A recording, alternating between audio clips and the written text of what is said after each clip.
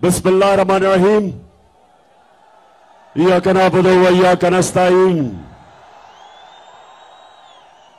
अच्छा स्वामी, पहले मुझे हाथ खड़ा करके आपने बताना है किधर तक मेरी आवाज जा रही है, किधर तक आवाज जा रही है।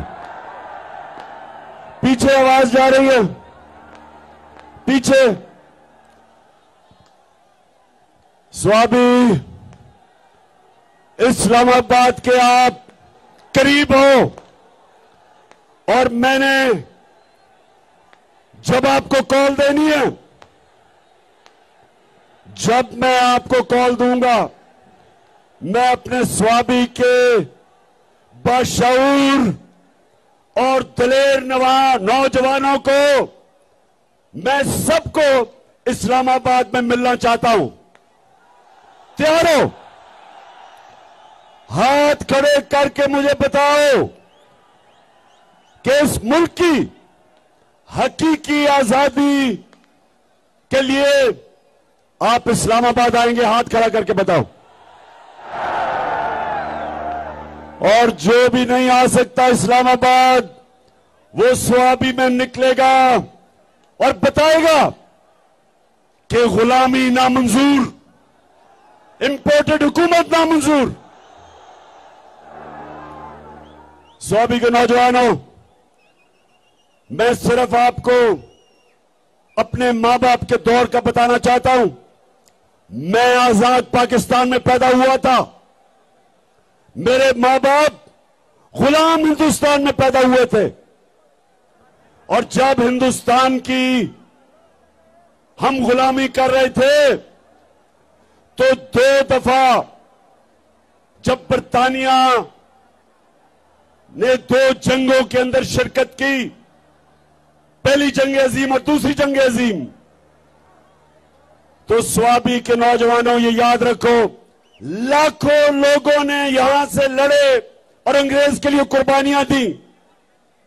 लाखों लोग हिंदुस्तान से जाके अंग्रेज की जंगों में लड़े, लेकिन कभी उनको किसी ने नहीं पूछा, ना कभी इनका शुक्रिया अदा किया गया।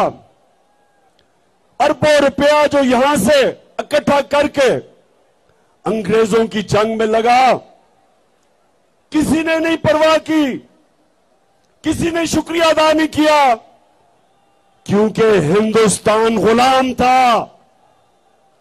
गुलामों की कोई इज्जत नहीं होती। और मुझे अफसोस से कहना पड़ता है कि जब अमेरिका की जंग हुई 9/11 के बाद और पाकिस्तान ने अमेरिका की जंग में शिरकत की, तो सबको आपको पता है कितने पख्तूनख्वा से लोगों ने कुर्बानियां दी अंग्रेज की जंग में, अमेरिकनों की जंग में। 80,000 पाकिस्तानियों ने कुर्बानियां दी, और यहां कबायली इलाके के लोग जो सारे पख्तूनख्वा के साथ अब पख्तूनख्वा का हिस्सा बन चुके हैं, कबायली इलाके के लोगों ने सबसे ज्यादा कुर्बानी दी। 35 लाख लोगों ने नकल मुकानी की। लेकिन क्या किसी ने पाकिस्तान का शुक्रिया अदा किया? क्या अमेरिका ने कहा कि शुक्रिया पाकिस्तान, आपने 80,000 अपने लोग कुर्बान कर दिए, हमारी फौज 3 गुना ज्यादा हमारी फौजियों ने कुर्बानी दी बनिस्बत जो अमेरिकन अफगानिस्तान में जिनकी जानें गई। किसी ने शुक्रिया अदा नहीं किया, बल्कि कई वहां से आवाजें उठी अमेरिका से कि पाकिस्तान की वजह से वो जंग नहीं जीत सके अफगानिस्तान में। तो पाकिस्तानियों, मेरे गयूर बाशऊर स्वाबी के नौजवानों, मेरे पाकिस्तानियों, ये याद रख लो कि गुलामों की कोई इज्जत नहीं होती। इसलिए इसलिए ये जो इंपोर्टेड हुकूमत अमरीकी साजिश के तहत बाहर की साजिश और अंदर की साजिश ने मिलके जो ये हुकूमत हमारे पे मुलव्वस की है, मेरी कौम आप तैयार हो जाओ। हमने किसी सूरत अमरीकों के गुलामों को, चोरों और डाकुओं को हमने किसी सूरत तस्लीम नहीं करना। इसलिए आप सबने स्वाबी पास है इस्लामाबाद से, आप सबने आना है और मेरे साथ शिरकत करनी है। और हमने इस इंपोर्टेड हुकूमत को पैगाम देना है, और जिन्होंने मुसल्लत किया ये हुकूमत कि ये एक आजाद कौम है, हम वो लोग हैं जो कि दुनिया के सबसे अजीम लीडर हमारे नबी सल्लल्लाहु अलैहि वसल्लम, हम उनकी उम्मत हैं। और स्वाबी जब पाकिस्तान बन रहा था, पाकिस्तान का नारा क्या था? नारा यह था कि पाकिस्तान का मतलब क्या? जब ना था कुछ यहाँ था मगर तू ही तू, अल्लाह अल्लाह अल्लाह। स्वाबी ये दोनों जरदारी और शरीफ 10 साल जब इन्होंने हुकूमत की 2008 और 18 के दरमियान,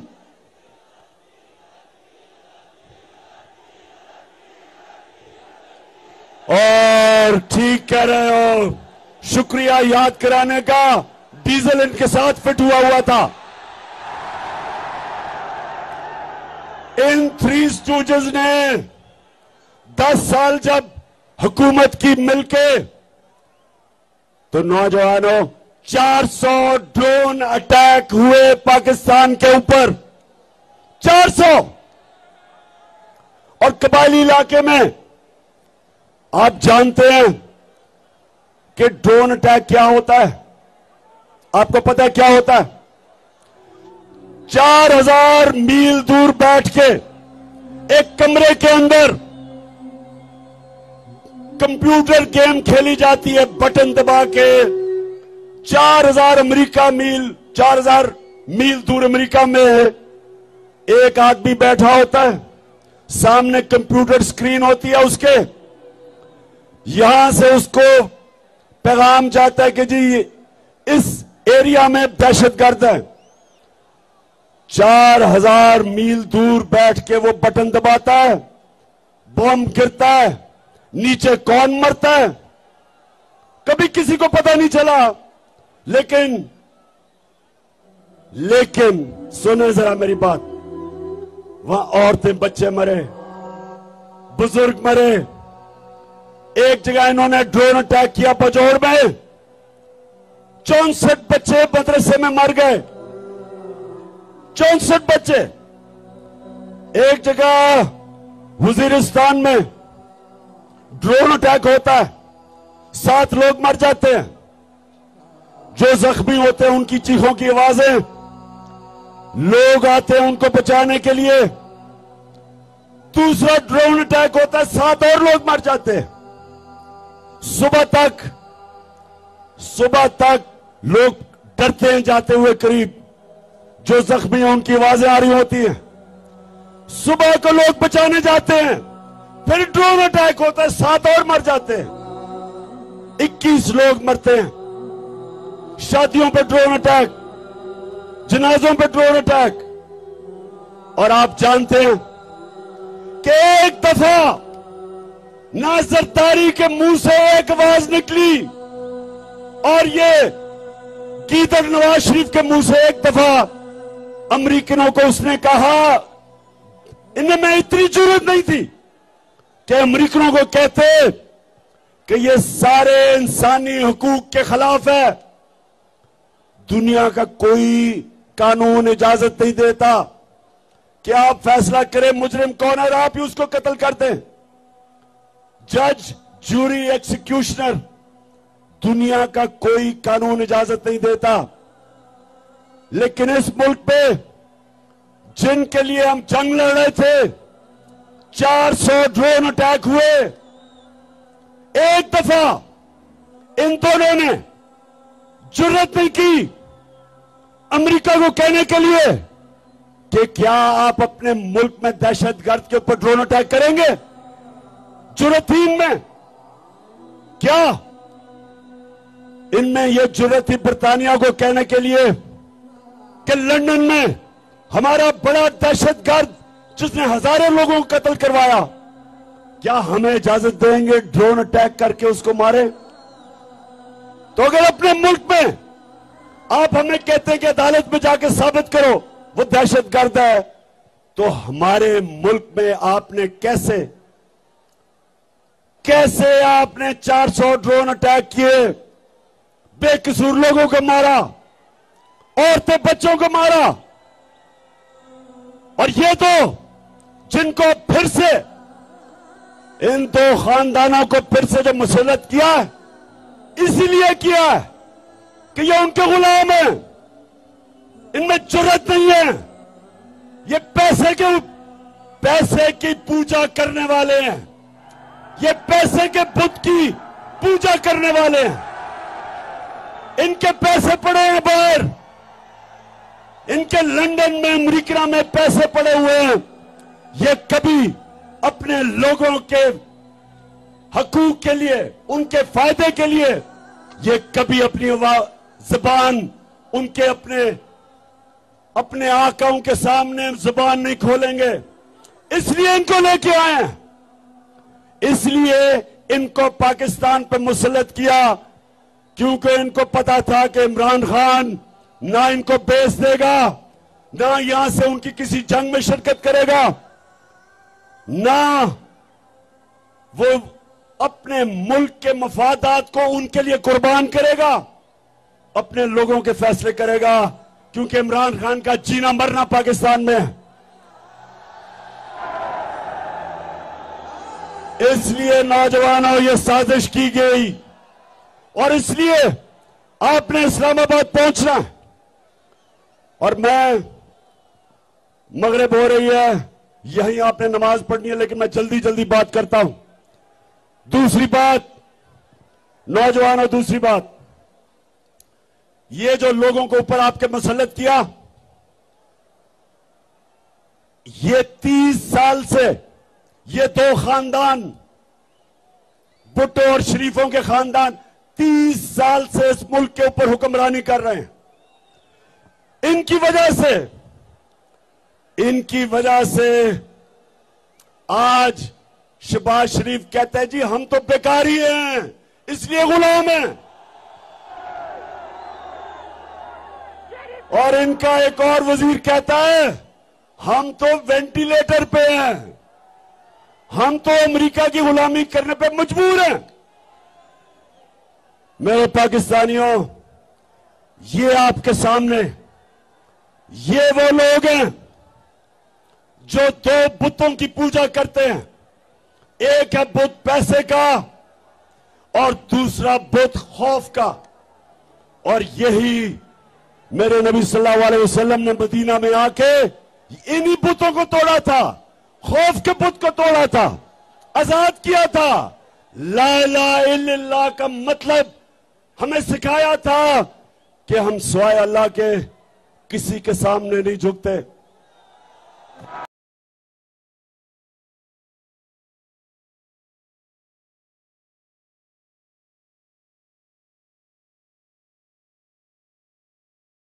तो मेरे पाकिस्तानियों, हमारा जो नजरियाती लीडर इल्लामा इकबाल थे, उन्होंने तब ही कह दिया था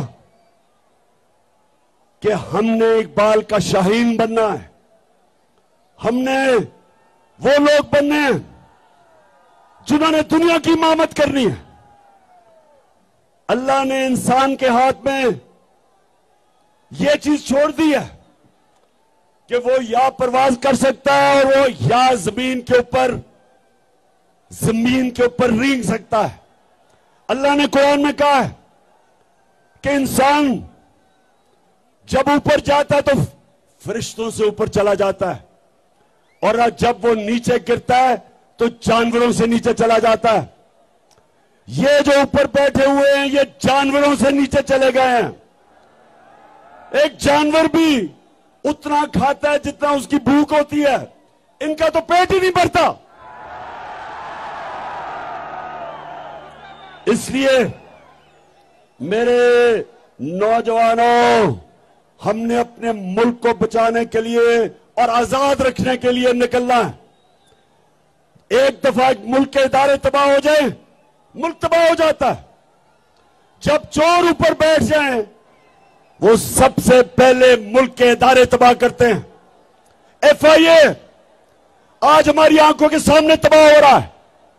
2 उनके ऑफिसर जिन्होंने बड़ी मेहनत से शहबाज शरीफ और इसके बेटों के ऊपर 24 अरब रुपए के करप्शन के केस, मनी लॉन्ड्रिंग, नौकरों के नाम पे, चपरासियों के नाम पे अरबों रुपया जो उन्होंने पकड़ा, एक हार्ट अटैक से मर चुका है, डॉक्टर रिजवान मर चुका है, और दूसरा उसको भी हार्ट अटैक हुआ जो दूसरा ऑफिसर था। आज वो अपनी जिंदगी की जंग लड़ रहा है, और मैं इंशाल्लाह इस पे बताऊंगा कि वो कौन सी जहर इस्तेमाल की जाती है जो खाने में डालते हैं जिसकी वजह से हार्ट अटैक होता है। तो FIA तो तबाह हो गई, उसके ऊपर एक कातिल बैठा दिया, फैसलाबाद का कातिल जिसने 18 लोगों को कत्ल किया, राना सनाउल्लाह, वो बैठ गया ऊपर। अब यही FIA से वो होगा जो MQM ने कराची की पुलिस से किया था। 1996 में नसीरुल्लाह बाबर ने MQM के खिलाफ ऑपरेशन किया। 1997 में गवर्नमेंट चली गई पीपल्स पार्टी की, नवाज शरीफ आ गया, इसने MQM से समझौता कर लिया। MQM ने चुन चुन के एक एक पुलिस वाले को कत्ल किया जो ऑपरेशन में शामिल था, और आज तक मेरे पाकिस्तानियों, आज तक कराची पुलिस अपने पैर पे नहीं खड़ी हुई, रेंजर बुलाने पड़े हैं। पुलिस खत्म होगी उसके बाद। इसी तरह इदारे खत्म होते हैं जब मुजरिमों को ऊपर बैठाते हैं, और इसलिए मेरे पाकिस्तानियों, हमने इनका मुकाबला करना है, अपने मुल्क को बचाना इन चोरों से, अमेरिकनों के गुलामों से, और आपने सब ने मेरे साथ निकलना है। फिर से हाथ खड़ा करके बताओ, हम निकलोगे?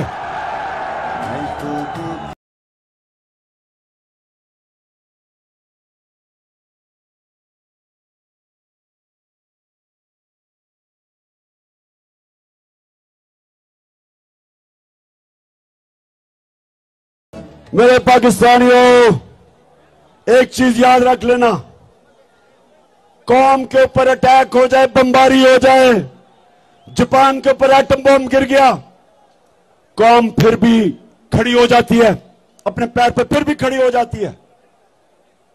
अफगानिस्तान में कितनी 40 साल से इंतशार है, फिर भी वो कौम तकड़ी है। लेकिन एक चीज याद रखें, जब एक कौम की आप इखलाकियात खत्म करते हैं, कौम मर जाती है। जब एक कौम अच्छे और बुरे की तमीज खत्म करती है, कौम मर जाती है। कौम पहले इखलाकी तौर पर मरती है, फिर माशी तौर पर मरती है। तो जो ये लोग 60% कैबिनेट जमानत के ऊपर है, पाकिस्तान का ये जो क्राइम मिनिस्टर है, प्राइम मिनिस्टर नहीं, क्राइम मिनिस्टर है,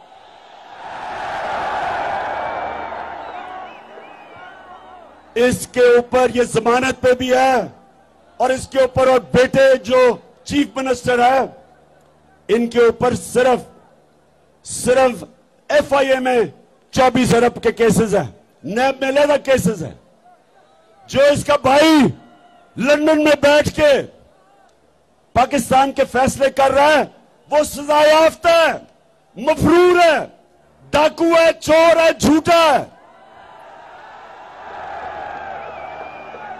उसकी बेटी जो तकरीरें करती फिर रही है और इसके पीछे रेंजर और इतना प्रोटोकॉल मिल रहा है, वो सजा याफ्ता है, जमानत पे है।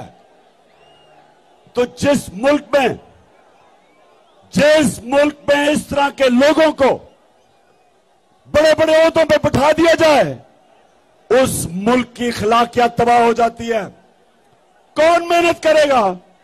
क्यों नौजवान 14 साल पढ़ाई करे, मेहनत सुबह से लेकर शाम तक मेहनत करे, जब चोरी में और करप्शन में पैसा बन जाता है, इससे कौमें तबाह होती हैं।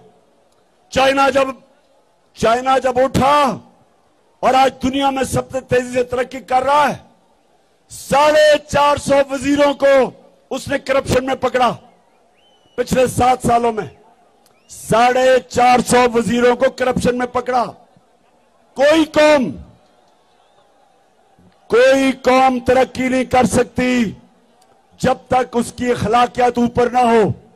इसलिए हमारे नबी सल्लल्लाहु अलैहि वसल्लम ने मदीना में अमर बिल मारूफ, उन्होंने अपनी कौम को कहा कि तुम हक और सच के साथ खड़े हो, तुम अच्छाई के साथ खड़े हो और बुराई और बातिल के खिलाफ जंग लड़ो।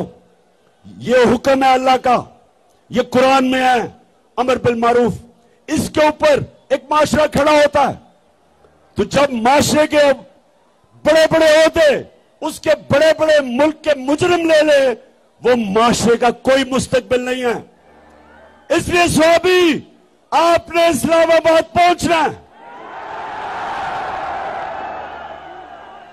आपने इस्लामाबाद पहुंचना है। ना आपने गर्मी देखनी है, ना आपने देखना है कि जनाब बारिश नहीं हुई, कोई फिक्र ना करें। हम दुनिया के सबसे अजीम लीडर मोहम्मद सल्लल्लाहु अलैहि वसल्लम के उम्मती हैं।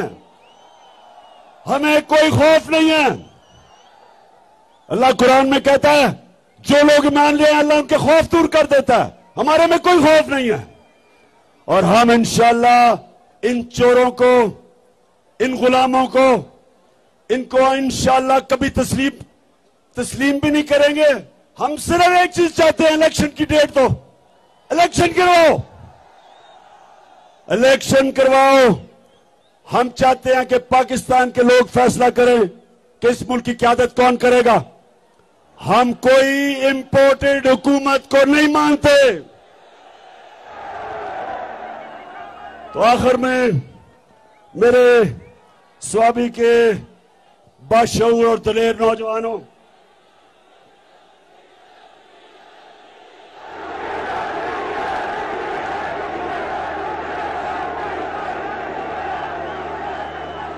डीजल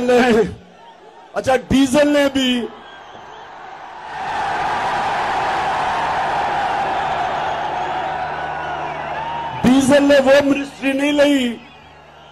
हमने समझा जी बड़ा इस्लाम का ठेकेदार है, ये बड़ी अच्छी कोई वज़ीरत लेगा, कुछ लोगों को बताएगा इस्लाम के मुतालिक, कोई तालीम की वजारत लेगा।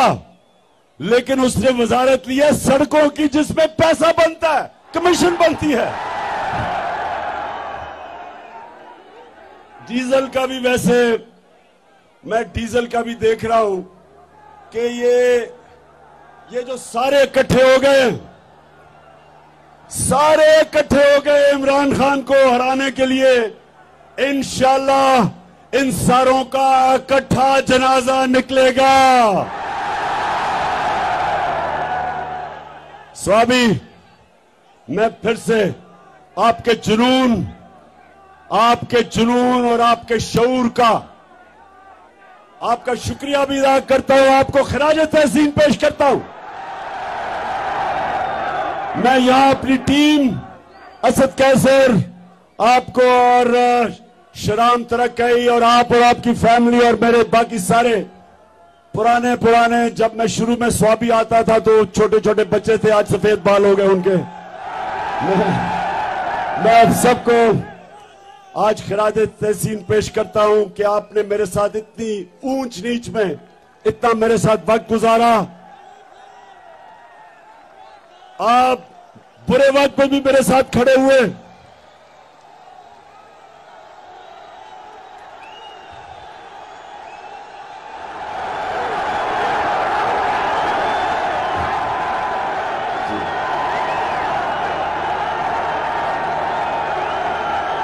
और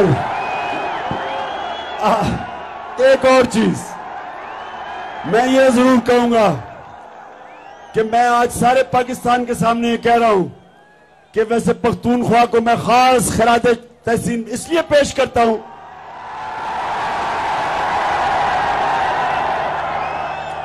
सारे पाकिस्तान में ये कह रहा हूं कि सारे पख्तूनख्वा में सिर्फ एक लोटा हुआ, एक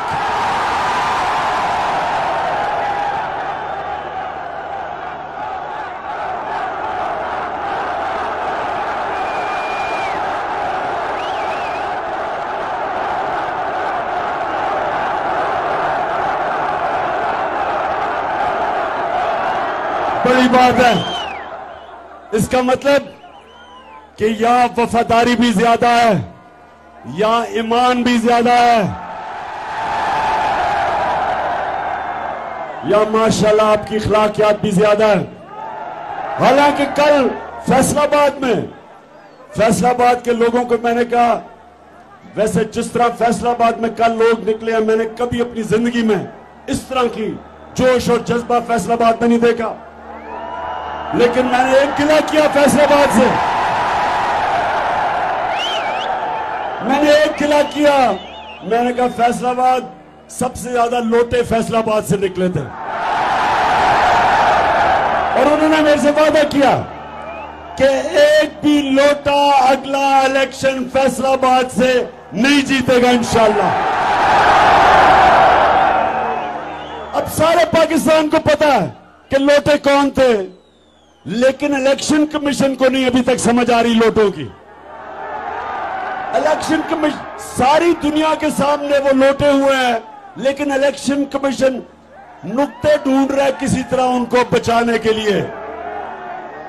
अगर आपसे बच भी गए, पाकिस्तान की आवाम से ये नहीं बचेंगे इंशाल्लाह। मेरा पाकिस्तान है, ये मेरा पाकिस्तान है, तेरा पाकिस्तान है, ये मेरा पाकिस्तान है। और आपको ये आखिर में महमूद खान, आपने उसने जो आपके लिए आज फैसला किया है कि यहां नाइट क्रिकेट के लिए रोशनी लगेगी स्टेडियम में, उसकी भी मुबारक देता हूं आपको। पाकिस्तान जिंदाबाद, पाकिस्तान पाइंदा।